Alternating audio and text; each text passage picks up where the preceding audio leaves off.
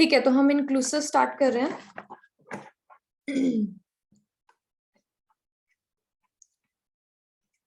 अगर आपको नहीं लिखना है तो, और मेरी हैंडराइटिंग अगर समझ में आ जाए, मैं ऑडिबल हूं ना? एक बार और बता दो, मुझे क्रॉस चेक करवा दो, मैं Audible? Yes ma'am. Yes ma'am. तो इंक्लूसिव, अच्छा हाँ, मैं कह रही थी कि अगर आपको नोट डाउन नहीं करना हो तो स्क्रीनशॉट ले सकते हो, अगर मेरी हैंडराइटिंग समझ में आ जाए तो। ठीक है, देखो, इंक्लूसिव एजुकेशन का कॉन्सेप्ट हम सबसे पहले समझते हैं कि ये कॉन्सेप्ट है क्या। क्योंकि हमें ऐसे कई सिमिलर ऑप्शंस लिखे हुए आते हैं पेपर के अंदर जब हम इंक्लूसिव का कॉन्सेप्ट के ऊपर क्वेश्चन आता है कि हम एक मतलब जेंडर इक्वालिटी के बेसिस पे हम बच्चों को इंक्लूसिव का मतलब सबको पता है, टू इंक्लूड, यानी सभी बच्चों को क्लास में पढ़ाना, एक साथ पढ़ाना। लेकिन यहाँ पे दो तरह के अलग अलग कॉन्सेप्ट्स हैं, एक साथ बिठाना और एक साथ पढ़ाना। ठीक है, एक साथ बिठाना जो है, यानी जहां तक ये बात कही जाती थी सबसे पहले जब हमारे पास क्या था, आर्टिकल 45 जो आज भी है, जिसके अंदर ये कहा जाता है कि 6 to 14 ईयर ओल्ड चिल्ड्रन को क्या देना है, हमने हमने प्रोवाइड करनी है free and compulsory education, right. तो जो फ्री एंड कंपल्सरी एजुकेशन हमने देनी है उसके अंदर ये भी कहा गया कि हम किसी तरह का कोई भी डिस्क्रिमिनेशन नहीं करेंगे। ठीक है, डिस्क्रिमिनेशन नहीं करेंगे का क्या मतलब है कि हम हर जेंडर के, हर क्लास के, किसी भी वर्ग का बच्चा हो, किसी भी कह लो जाति से हो, किसी भी क्षेत्र से हो, किसी भी तरह का बच्चा हो, हम सबको एजुकेशन प्रोवाइड करेंगे। Age should be mention, age should be 6 to 14 years. अब वो जब बोला गया था तब हमारे पास कॉन्सेप्ट आया था इंटीग्रेटेड एजुकेशन का।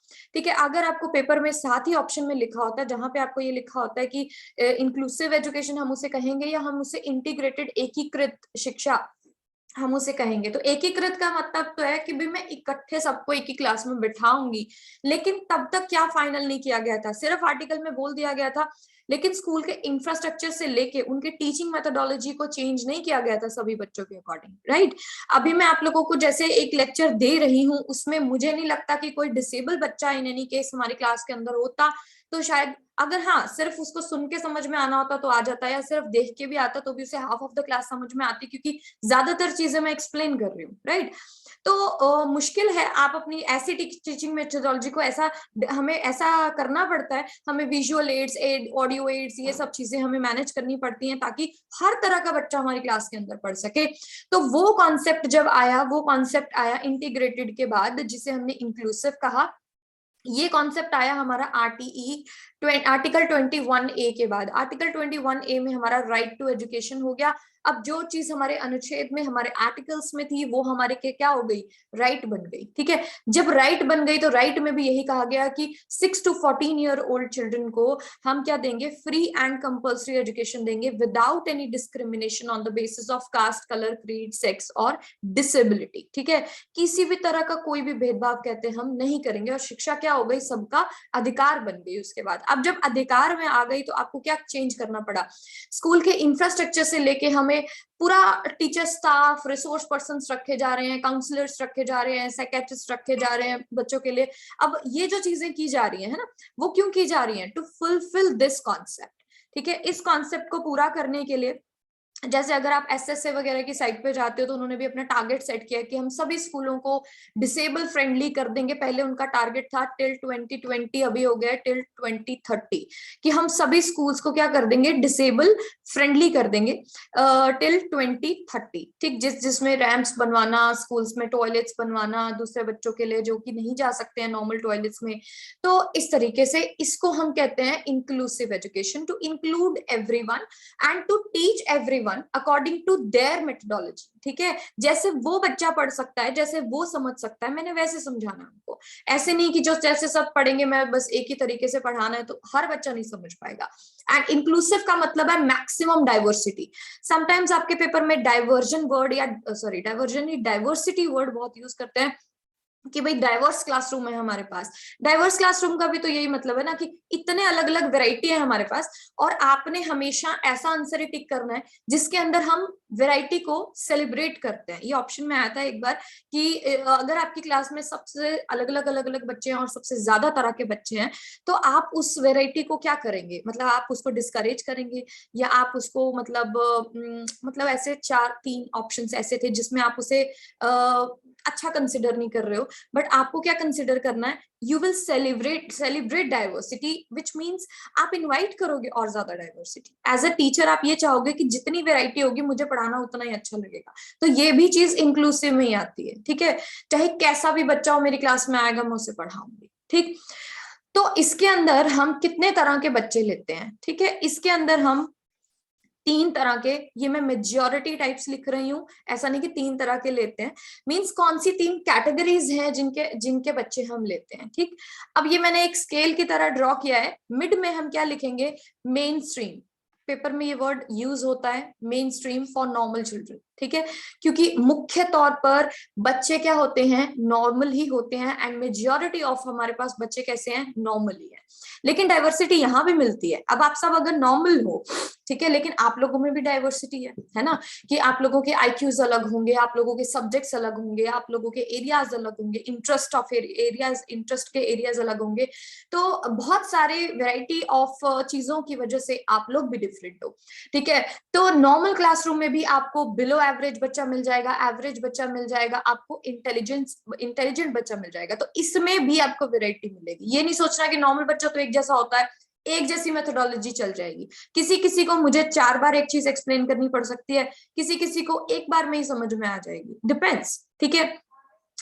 फिर हमारे पास अगर हम स्केल के माइनस साइड में जा रहे हैं तो हमारे पास कौन सी कैटेगरी है, स्पेशल या डिसेबल चिल्ड्रन, ठीक है, जिनको मतलब स्पेशल या डिसेबल चिल्ड्रन मतलब जिनको कोई ना कोई विकार है, कोई ना कोई प्रॉब्लम है, किसी ना किसी चीज में वो लैक कर रहे हैं, ठीक है।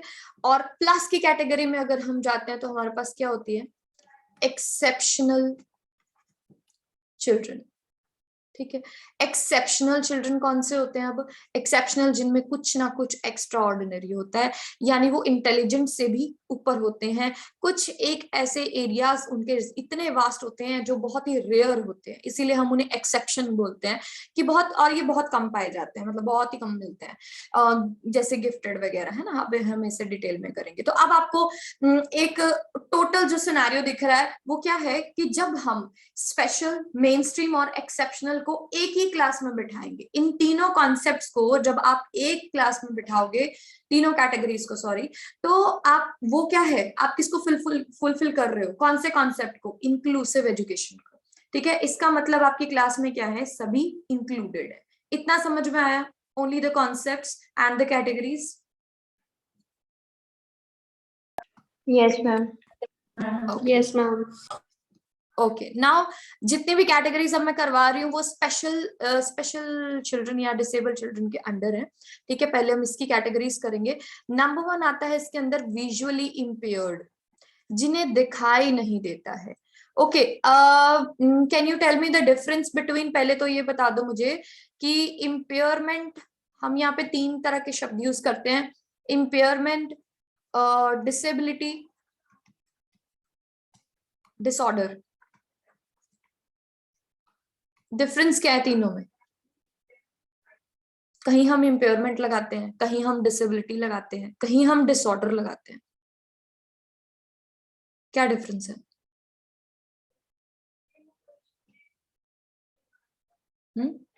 Any idea? No no ma'am.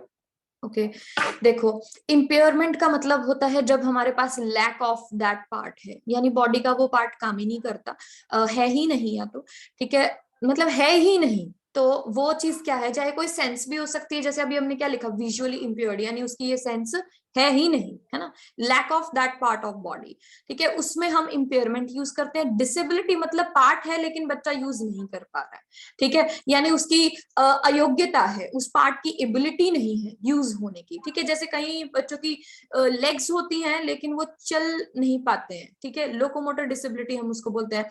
तो डिसेबल है यानी कि वो चीज करने के योग्य नहीं है लेकिन उनके पास वो पार्ट है। अब तीसरा क्या है, disorder. Disorder is very common, जैसे आपने देखा होगा कईयों को तो बड़ा ही वहम ही होता है। डिसऑर्डर ऐसी चीज है जो जिसे ठीक भी किया जा सकता है, ठीक है, इजीली क्योरेबल भी होते हैं कुछ डिसऑर्डर्स, बट कुछ ऐसे भी होते हैं जो नहीं भी निकाले जा सकते बिहेवियर के अंदर से। सो डिसऑर्डर का मतलब क्या होता है, जैसे सब चल रहे हैं ना वो इंसान वैसे नहीं चल रहा, ठीक है, ऑर्डर में नहीं चल रहा, मतलब जैसे अब हम कहेंगे यार इसमें थोड़ी प्रॉब्लम लग रही है, ये बंदा ऐसे क्यों करता है बार बार, है ना, तो हम ऐसा हम सोचने लगते हैं। जितने भी डिसऑर्डर्स होते हैं ना उसका मतलब है कि उनका बिहेवियर उस पर्टिकुलर चीज के लिए कॉमन नहीं है। कॉमन का मतलब जैसे सब उस चीज में कर रहे हैं वैसे नहीं कर रहे, ठीक है, जैसे आपने कईयों को देखा होगा कि एक चीज अगर साफ है उसको फिर भी साफ करते रहेंगे, 10 बार साफ करेंगे, अब वो क्या है, वो थोड़ा अनकॉमन है, दैट इज डिसऑर्डर, ठीक है। ज्यादा बार बार कुछ लोगों को आदत होती है, मुझे भी पहले थी अभी छोड़ दी, हाथ धोने की बहुत ज्यादा आदत थी, अभी मैंने बहुत कम किया बिकॉज मेरे हैंड्स पे इन्फेक्शन होनी शुरू हो गई थी ड्यू टू सोप। तो वो भी एक तरह का डिसऑर्डर ही है, जब आपके दिमाग में ये रहता है थोड़ा सा भी चीज को हाथ लगाया तो you are washing your hands again and again, तो ये भी आप ऑर्डर में काम नहीं कर रहे, मतलब नॉर्मल काम नहीं कर रहे, ठीक है, तो वो सारे के सारे क्या रहते हैं, डिसऑर्डर रहते हैं। तो ये तीनों का डिफरेंस भी आपको याद रखना है, हालांकि ये आपके पेपर में नहीं आया है, I have not seen this question, but हाँ जैसे साइकोलॉजी के अदर पेपरों में आया।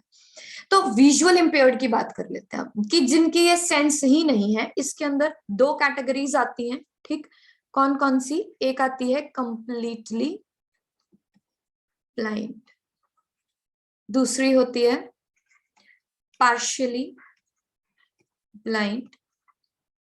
पार्शियली ब्लाइंड या इसे ऑफिशियली इसे लो विजन लिखा जाता है, ठीक है, जब आप एक्ट के अंदर इसको पढ़ते हो तो वहां पे लिखा है कि लो विजन। तो ये जो दोनों कैटेगरीज हैं, completely blind and partially blind, इनका विजन अलग अलग होता है। विजन आप लोगों के पेपर में आ चुका है, मतलब अलग अलग डिफरेंट टेक्स्ट में आया है कि कंप्लीटली ब्लाइंड का विजन आया कि कितना होता है, 20/200 स्नेलिन इनका विजन होता है, ठीक है। स्नेलिन जो है वो दृष्टि को यानी कि विजन को मापने का यूनिट है, तो आपको याद रखना है। सो 20/200 स्नेलिन पे जाके एक व्यक्ति की जो आई साइट है वो कंप्लीटली चली जाती है, ठीक, ये एंगल के हिसाब से होता है।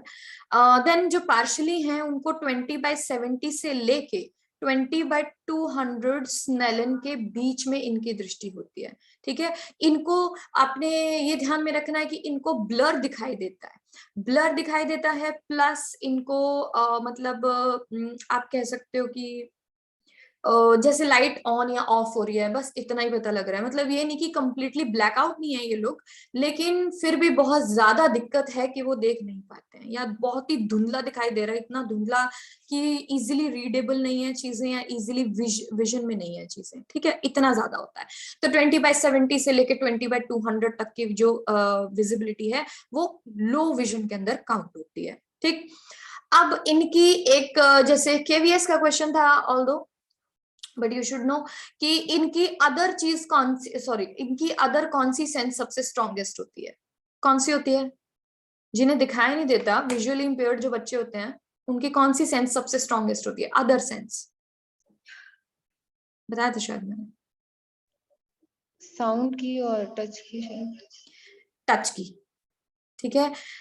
तो इनकी जो टैक्टाइल सेंस होती है, पेपर में आपके टैक्टाइल लिखा होता है या टैक्चुअल भी लिखा आया है कई बार, टैक्चुअल लिखा हुआ आया था कि ये लोग छू के, मतलब स्पर्श, हिंदी में तो स्पर्श ही लिखा होगा, whatever it is written in English. तो ऐसा था कि टैक्चुअल एक पढ़ाने का भी वो होता है ना, बच्चा छू के पढ़ रहा है चीजों को, तो टेक्चुअल मेथड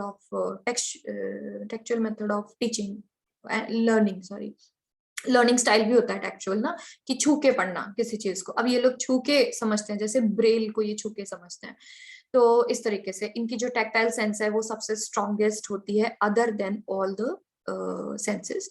देन अब देखो इनको हम एजुकेशन के अंदर इनको हम कैसे हेल्प कर सकते हैं, आप बताओ। आपकी क्लास में अगर एक बच्चा विजुअली इम्पेयर्ड है तो आप उसके लिए क्या कर सकते हो? Audio teaching.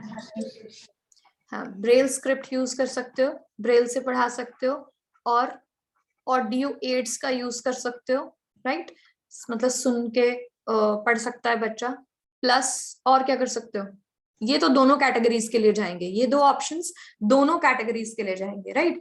अब जैसे अकेले पार्शियल के भी मैं बता देती हूँ। हाँ जी, और बताओ, और कोई पता है तो? टेक्सटाइल टेबल यूज कर सकते हैं। हाँ जी बिल्कुल, टेक्टाइल एड्स यूज कर सकते हैं या मटेरियल यूज कर सकते हैं। और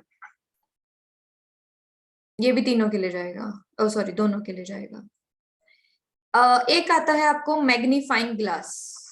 मैग्नीफाइंग ग्लास देखा है, जिससे हम जूम कर करके देखते हैं, जो नॉर्मली साइंटिस्ट या डॉक्टर्स के हाथ में आपने देखा होगा, जिससे हमें अक्षर जो है वो काफी जूम बड़े होके दिखाई देने लगते हैं, लेंस टाइप्स।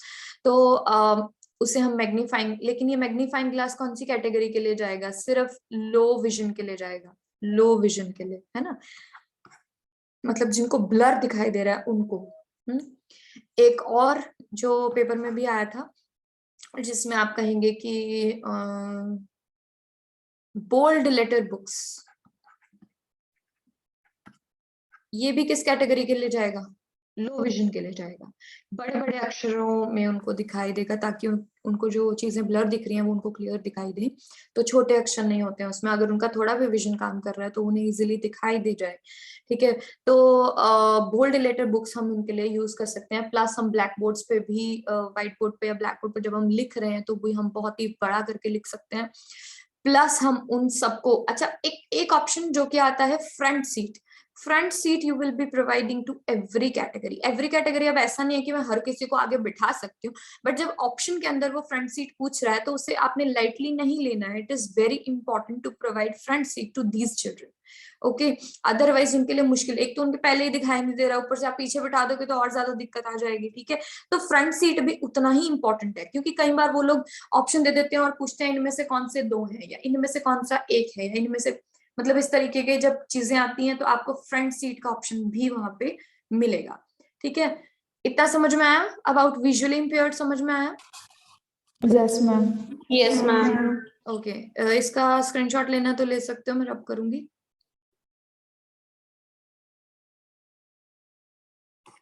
ठीक है, नेक्स्ट कैटेगरी हियरिंग इम्पेयर्ड। पहले हमने ये डिटेल में की थी क्या? मुझे ऐसे क्यों लग रहा है नो मैम। नहीं की थी, मैं किसी और क्लास में करवाई होगी, याद नहीं रहता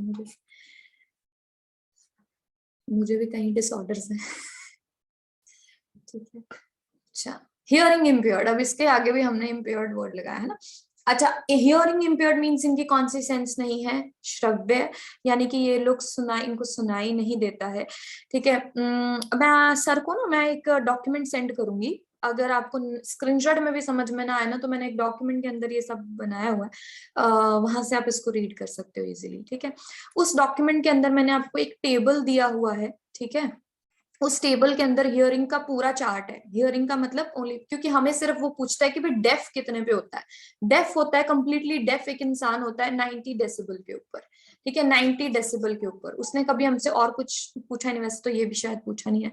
तो ये जो टेबल है जो उसमें दिया है, ये जस्ट आपको एक बार देख लेना कि कितना नॉर्मल कितना है, उसके ऊपर कितना है, उसके ऊपर कितना है, क्योंकि आप इतने टेबल्स याद करोगे तो ये सिर्फ आपको देखना है एक बार, क्योंकि इतना मतलब पूछा नहीं है। तो अब ये 90 डेसिबल जो है ये कंप्लीटली क्या कर देता है? डेफ कर देता है, ठीक है? और दूसरी चीज इनकी जो सबसे ये होती है इंपॉर्टेंट, जो आपको पढ़नी है, कि इनकी जो हियरिंग है उसका इम्पैक्ट सबसे पहले किस चीज पे पड़ता है? अगर किसी को, अगर आज मुझे सुनना बंद हो जाए तो उसका सबसे पहला इम्पैक्ट किस चीज पे पड़ेगा? बताओ। कम्युनिकेशन। हाँ, वेरी कॉमन। अभी जैसे मैंने हेडफोन्स लगाए तो मैं इतना चिल्ला रही हूँ कि यहाँ सबको मेरी आवाज सुनाई दे रही है। ड्यू टू दिस हम यूजुअली हम हेडफोन्स पे लगा लेते हैं तो भी हम बहुत चिल्लाने शुरू कर देते हैं, क्योंकि यहाँ का डायरेक्ट इम्पैक्ट यहाँ पड़ता है ना, तो कम्युनिकेशन जो है वो इम्पैक्ट हो जाता है। इसीलिए वो कैटेगरी क्या बन जाती है, एक बच्चा जो बाय बर्थ अगर डेफ होगा तो वो साथ में क्या बन जाएगा, डम भी बन जाएगा, ठीक है, डेफ एंड डम हो जाएगा, क्योंकि वो कभी भी लैंग्वेज नहीं सीख पाएगा, क्योंकि उसे साउंड नहीं सुन रहा, तो वो कभी साउंड प्रोड्यूस ही नहीं कर पाएगा, ठीक है। तो इसलिए वो कैटेगरी क्या हो जाएगी, डेफ एंड डम हो जाएगी, बट ये सिर्फ उनके लिए जो बाय बर्थ जो डेफ होंगे, ठीक है। अब एजुकेशन के अंदर आप किस तरीके से इनको हेल्प करोगे, फ्रंट सीट तो हो गया, पता है हमें, है ना। विजुअल एड्स आप इनके लिए यूज कर सकते हो, इन्हें दिखा के पढ़ा सकते हो, और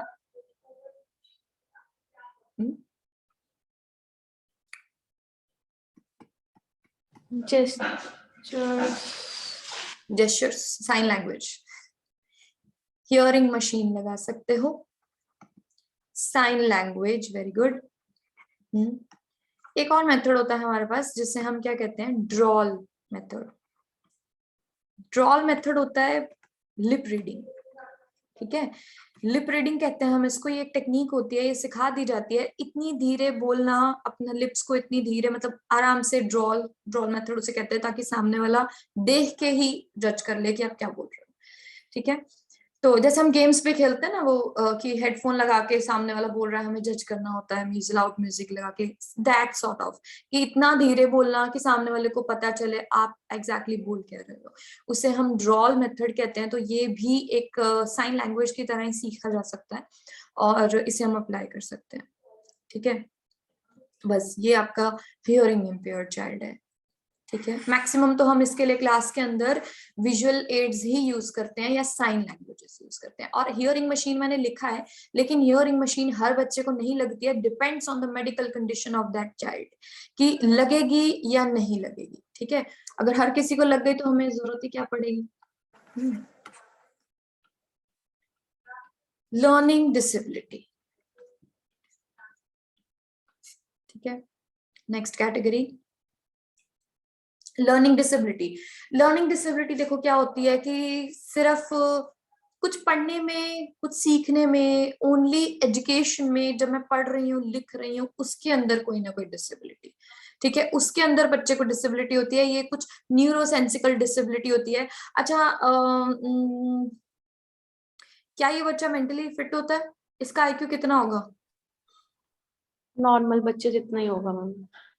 ओके, इंटेलिजेंट नहीं हो सकता ये? हो सकता है मैम। Very good. और स्पेशल हो सकता है? No ma'am. ये बिलो नॉर्मल नहीं होता है, यानी नॉर्मल या नॉर्मल से अबव ही होता है ये बच्चा, ठीक है। आपने इसके लिए जो चीज याद रखनी है वो ये जरूर याद रखना है कि ये मेंटली और फिजिकली बिल्कुल फिट होता है, सिर्फ इसे कुछ पढ़ने में, लिखने में दिक्कतें आती हैं, ठीक है। अब वो कौन कौन सी दिक्कतें होती हैं? Number 1 is dyslexia. डिसलेक्सिया पे सबसे ज्यादा पेपरों में क्वेश्चंस आए हैं, और ये क्यों आए हैं, क्योंकि आज की डेट में सबसे ज्यादा फाउंड ही डिसलेक्सिया है, ठीक है, बाकी के कम मिलते हैं, डिसलेक्सिया सबसे ज्यादा मिलता है, मोस्ट कॉमन हो गया आजकल जनरेशंस में आना। एंड प्लस ये एक जेनेटिक डिसेबिलिटी होती है, ठीक है, मतलब डिसलेक्सिया नहीं, लर्निंग डिसेबिलिटीज, ठीक है, जीन्स की वजह से होती हैं ये, मतलब नेचुरली होती है बच्चे के अंदर। तो डिसलेक्सिया के अंदर बच्चे को क्या प्रॉब्लम आती है? प्रॉब्लम आती है रीडिंग में, रीडिंग इश्यूज जो होते हैं उसे हम डिसलेक्सिया कहते हैं। जैसे कि क्वेश्चन ये भी आता है कि एक बच्चा जो 41 को 14 लिख रहा है, एक बच्चा जो टॉप को पॉट लिख रहा है, ठीक है, इस तरीके की प्रॉब्लम्स। तो या 6 को 9 लिख दिया, M को W लिख दिया, कहने का मतलब हॉरिजॉन्टली एंड वर्टिकली इनके लिए वर्ड्स क्या हो रहे हैं, स्विच हो रहे हैं, ठीक है, इन्हें क्लियरली वो वर्ड इंटरप्रेट नहीं हो रहा है। अगर मैंने बी लिखा है और ये पढ़ रहा है डी, तो वो क्या प्रॉब्लम है? डिसलेक्सिया की प्रॉब्लम है, ठीक है। तो चाहे वो डायरेक्ट पूछ ले, ज्यादातर तो बस दो ही तरीके से क्वेश्चन आता है कि रीडिंग डिसऑर्डर को, सॉरी, रीडिंग डिसेबिलिटी क्या कौन सी वाली होती है, डिसलेक्सिया, या डिसलेक्सिया कौन सी प्रॉब्लम होती है, रीडिंग की प्रॉब्लम होती है, या फिर वो पूछता है कि एम को डब्ल्यू पढ़ लेते हैं, लिख लेते हैं, नहीं पढ़ लेते हैं, या टॉप को पॉट पढ़ लेते हैं। इस तरीके के बच्चों को हम किस कैटेगरी में डालते हैं? दूसरा होता है डिसग्राफिया। ग्राफ से याद रखो कि ये क्या होता है, राइटिंग एंड ड्राइंग। देखो राइटिंग इज ऑल्सो ड्राइंग, तो ये ड्राइंग भी दे सकता है पेपर में, है ना। तो राइटिंग या ड्राइंग के अंदर कुछ भी हम ड्रॉ कर रहे हैं तो ग्राफ में प्रॉपर्ली हम ड्रॉ नहीं कर पा रहे हैं। इट मीन्स अगर आप बच्चा बी को डी लिख रहा है, अब ये लिख रहा है, यही चीज लिख रहा हो गया बस, ठीक है। अब ये सारी चीजें को लिख भी रहा है ऐसे और पढ़ भी रहा है, तो दोनों ही है, ठीक है। और अगर सिर्फ लिख रहा है, पढ़ तो 6 रहा है, ब्लैक बोर्ड से उसने 6 ही पढ़ा लेकिन कॉपी में 9 लिख लिया, अब ये क्या हुआ, ये डिस्ग्राफिया हुआ, ठीक है। थर्ड वन इज डिसकैलकुलिया, नाम से पता लग रहा है। Calculation problem. यस,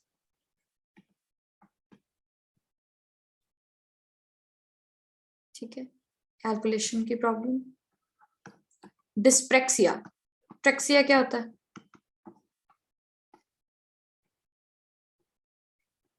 इस बच्चे को मूवमेंट में प्रॉब्लम होती है।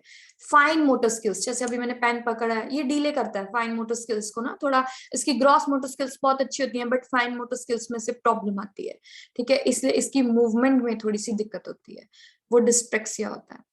देन एक आता है dysmorphia. Dysmorphia is shape related, ठीक है। शेप जैसे ओवल को राउंड, राउंड को ओवल में कंफ्यूज करना, सिमिलर शेप्स में शेप्स को ना समझ पाना, ठीक है।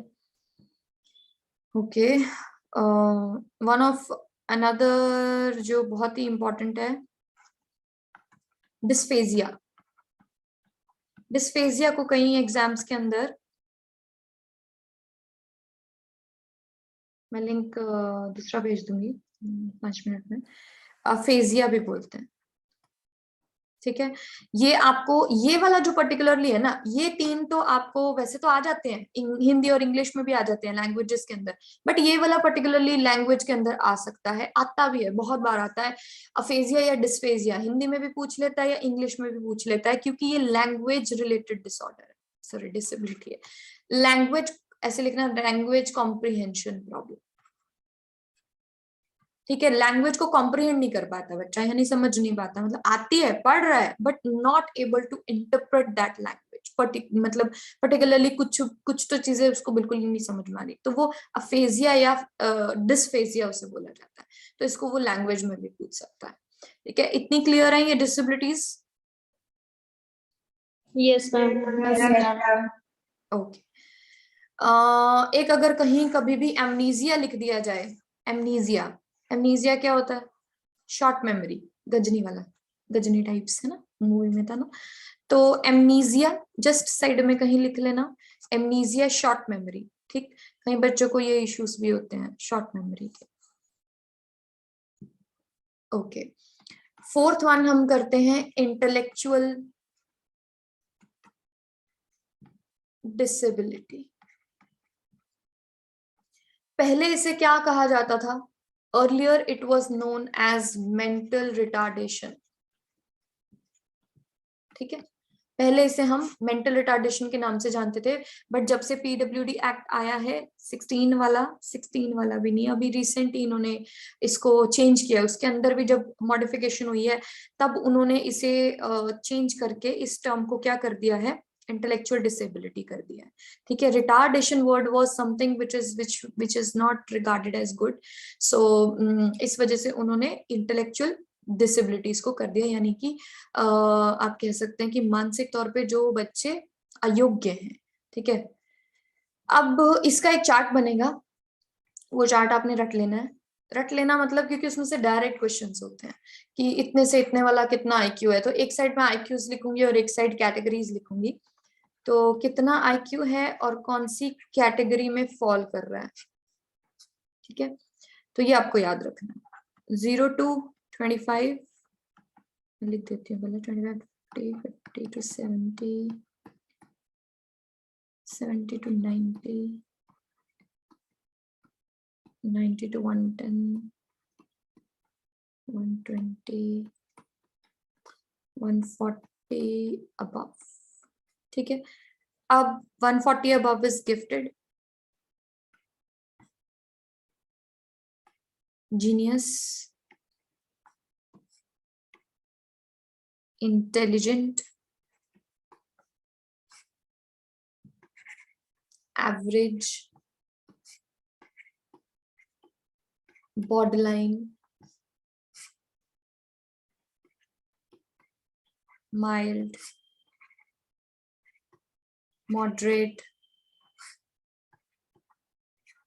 प्रोफाउंड या सिवियर भी बोल देते हैं इसको, ठीक है। अब इस टेबल में से कई क्वेश्चंस हैं which are very very important, जो रिपीट पे आए हैं, पहले हम उसको डिस्कस कर लेते हैं। इसमें वैसे क्लियरली दिख रहा है, देखो एक टेबल में भी जो टेबल मैंने उसमें मेंशन किया है डॉक्यूमेंट के अंदर, उसमें आप एक और टेबल देखोगे जिसमें कि इम्बिसाइल, मोरॉन, ये सब कैटेगरीज भी हैं। जब वो टर्म्स जब हम करते हैं, देखो वो मेडिकल कंडीशंस के अकॉर्डिंग होती हैं, ठीक। मतलब मेडिकली मतलब डॉक्टर जब मेंशन करके देता है कि ये बच्चा क्या है, इम्बिसाइल है या मोरॉन है या क्या है, ठीक है। तो वो ये जो 3 कैटेगरीज हैं एंड की, ये वो कैटेगरीज रहती हैं, मैं आपको भी बता देती हूँ। एंड जो होती हैं ये वाली जो हमने लिखी है कि भाई एवरेज होगा। अब ये डॉक्टर थोड़ी कहेगा कि बच्चा एवरेज है, ये कौन कहेगा, ये टीचर कहेगा कि बच्चा एवरेज है या इंटेलिजेंट है या जीनियस है या गिफ्टेड है। This table is according to the classroom, not according to the medical condition of the child, ठीक है। कभी भी फिर पेपर में अगर इस तरीके की चीजें आ जाए आपको कि मोरॉन है या कुछ है, तो वो भी मैं आपको बता देती हूँ अभी। देखो ये जो थर्ड कैटेगरी है जो हमने लिखी है माइल्ड वाली, इसी को हम क्या कहते हैं, मोरॉन कहते हैं, इसे हम इम्बिसाइल कहते हैं, एंड सॉरी CILE, ठीक है, इम्बिसाइल। एंड ये जो प्रोफाउंड वाली है इसे हम इडियोट बोलते हैं, ठीक है। तो बाकी सारा सेम ही रहेगा, बाकी सारा तो obviously according to our conditions है, क्लासरूम के अकॉर्डिंग हम देख रहे हैं। अब इसमें से हम मोस्ट रिपीटेड जो कैटेगरी के क्वेश्चंस है, नंबर 1 गिफ्टेड का आईक्यू काफी बार हर एग्जाम में, बहुत सारे एग्जाम्स में पूछा गया है, 140 एंड अबव, ठीक है, गिफ्टेड होता है। दूसरा जो मोस्ट इंपॉर्टेंट आता है 90 to 110, ये भी काफी एग्जाम्स में पूछा गया है कि एक एवरेज बच्चे का, क्योंकि क्लास का मैक्सिमम बच्चा एवरेज होता है, इंटेलिजेंट थोड़े बहुत कह लो, जो इनको कुछ नहीं, बिल्कुल समझ नहीं आ रहा, तो एवरेज जो बच्चा है वो मैक्सिमम है, तो इसलिए मैक्सिमम टाइम्स पूछता है। देन यहाँ पे आप एक बॉर्डर लाइन ड्रॉ कर सकते हो, सॉरी बॉर्डर लाइन ड्रॉ कर सकते हो, ठीक है। अब ये बॉर्डर लाइन क्यों ड्रॉ किया हमने, क्योंकि एक क्वेश्चन और है जो रिपीट पे आता है, काफी बार आ चुका है, कि जो इंटेलेक्चुअल डिसेबिलिटी वाले बच्चे हैं वो कहाँ से स्टार्ट होते हैं, ठीक है, कहाँ से स्टार्ट होते हैं। तो ऑप्शन आपको होता है 70 बिलो। तो अब ये जितनी कैटेगरीज आप 70 बिलो देख रहे हो, 70 से नीचे वाली जो कैटेगरीज हैं, वो बच्चा क्लास के अंदर क्या रहता है, इंटेलेक्चुअली डिसेबल कैटेगरी में आता है, ठीक है, स्पेशल हो जाता है वो। तो 70 बिलो आपने याद रखना है, ID is equal to 70 below, ऐसे करके आप अलग से लिख सकते हो। 70 बिलो में भी ये जो कैटेगरीज हैं, इनमें भी आपको वेराइटी मिलती है। 50 to 70 वाले जो हैं उन्हें हम एजुकेबल कहते हैं, ठीक है, याद रखनी है ये चीज, एजुकेबल कहते हैं। माइल्ड मतलब जो थोड़ा बहुत पढ़ सकते हैं, थोड़ा बहुत काउंटिंग, थोड़ा बहुत वर्ड्स को सीखना, जैसे जो बच्चे स्पेशल स्कूल्स में जाते हैं, आपने देखा होगा स्पेशल स्कूल्स में जाते हैं, वो थोड़ा बहुत पढ़ लेते हैं, थोड़ा बहुत उनको सिखा दिया जाता है, वो बच्चे एजुकेबल होते हैं, उनका IQ जो है वो 50 to 70 के बीच में फॉल करता है। देन हमारे पास 25 to 50 वाले होते हैं। 25 to 50 वाले क्या होते हैं, ट्रेनेबल होते हैं, इन्हें हम सिर्फ ट्रेनिंग दे सकते हैं। नॉर्मली हम ड्रेसअप होने की ट्रेनिंग, लाइक इधर कहीं से आना है, कुछ मार्केट से लाना है, कुछ करना है, कोई चीज है, कुछ बनाना है, कुछ चीज का उसका ट्रेनिंग दे दिया। देन टॉयलेट ट्रेनिंग, बेसिक, ताकि ये किसी के ऊपर डिपेंडेंट ना रहे, इतना बेसिक ट्रेन हम इनको कर सकते हैं, ठीक है, उससे ज्यादा कुछ नहीं। देन जो 0 to 25 है उनको हम कुछ नहीं, वो कंप्लीटली डिपेंडेंट होते हैं दूसरों के ऊपर, गार्जियन जो भी उनको संभाल रहे हैं, जिनके भी उनके ऊपर मतलब ये डिपेंडेंट रहते हैं, ठीक है। ये पूरा टेबल समझ में आया? Yes, Yes, ma'am. ma'am. Any questions, any doubts? No, ma'am. Okay देखो, अब 3 जो पिछली कैटेगरीज, हर कैटेगरी में आपको ये याद रखना है जरूर कि कौन सी कैटेगरी कहाँ पे फॉल कर रही है, क्योंकि बहुत सारी ऐसी कैटेगरीज हैं जो कहीं भी फॉल नहीं करती हैं या जिनका एक डेफिनेट IQ नहीं होता है। डेफिनेट IQ क्यों नहीं होता है, क्योंकि जैसे आपने लर्निंग डिसेबल को कहा कि मैम नहीं होता है। अब लर्निंग डिसेबिलिटी के लिए क्वेश्चन आया हुआ था, जैसे कि लर्निंग डिसेबल्ड आर, ठीक है, 4 ऑप्शन उसने दिए हुए थे कि सॉरी लर्निंग डिसेबल के लिए इनमें से कौन सा सेंटेंस नहीं है, नॉट, ठीक है। उसने ये क्वेश्चन पूछा और फर्स्ट ही ऑप्शन में उसने लिखा होता कि इनका IQ 70 से नीचे होता है। अब 70 से नीचे, ये ऑप्शन क्या हो गया, wrong, this was the answer, right. क्योंकि जैसे आपने कहा कि मैम ये स्पेशल नहीं होते हैं, यानी स्पेशल नहीं होते मतलब 70 से नीचे नहीं होते हैं, इंटेलेक्चुअली डिसेबल नहीं होते हैं, स्पेशल है बट इंटेलेक्चुअली डिसेबल नहीं है, ठीक है। तो ये 70 नीचे फॉल नहीं करे। तो इस तरीके से आपने ध्यान रखना है कि कौन सी कैटेगरी 70 से नीचे है, कौन सी एवरेज में आ रही है, कौन सी किसी में भी आ सकती है। जैसे हम लर्निंग डिसेबिलिटी को कहा कि किसी तरीके का उसका फिक्स्ड IQ नहीं है, सिमिलरली हम विजुअल के लिए भी यही कहेंगे कि कोई फिक्स्ड IQ नहीं है, हियरिंग के लिए भी यही कहेंगे कि कोई फिक्स्ड IQ नहीं है, ठीक है। Getting me?